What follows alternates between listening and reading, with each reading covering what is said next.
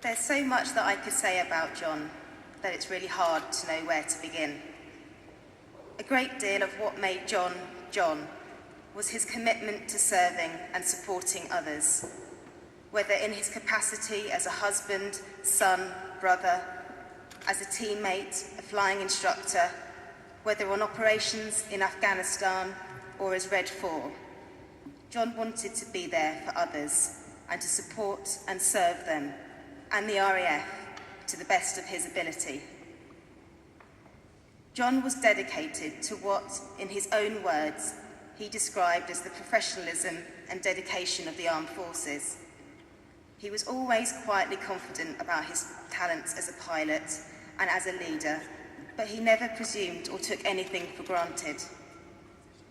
Throughout his life, John's achievements were based on positivity, determination, and a great deal of hard work.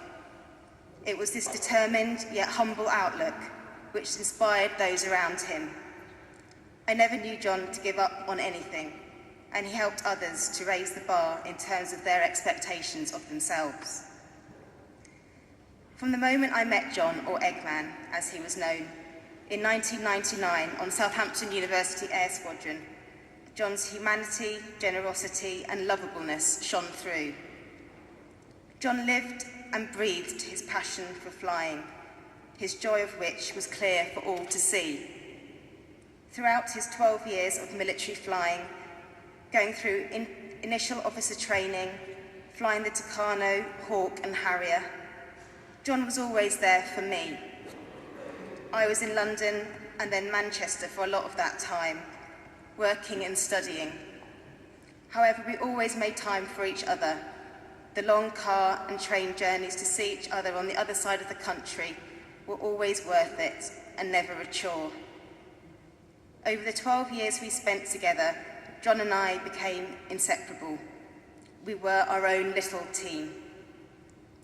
When in 2008 we moved in together, we cherished every moment that extra time and space together created for us in our little house in our beautiful village.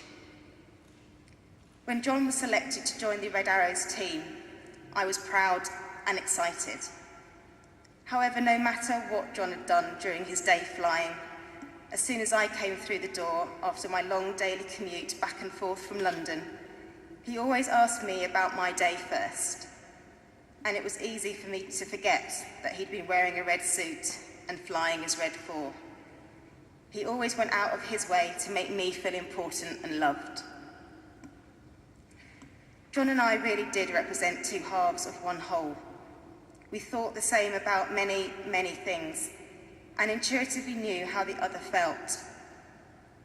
In the dark days following the 20th of August this year, I instinctively knew what I needed to do for John, to ensure that his love of flying, life, leadership, and teamwork lived on and continued to inspire others.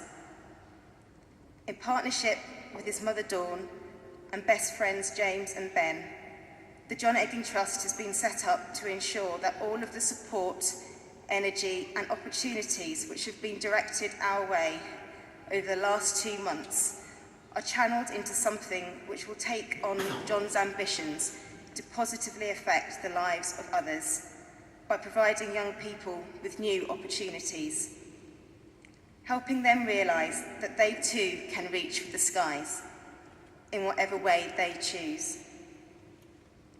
This would have been something that John and I would have loved to have achieved together. But John, your inspiration will live on. Love you always, sweetheart.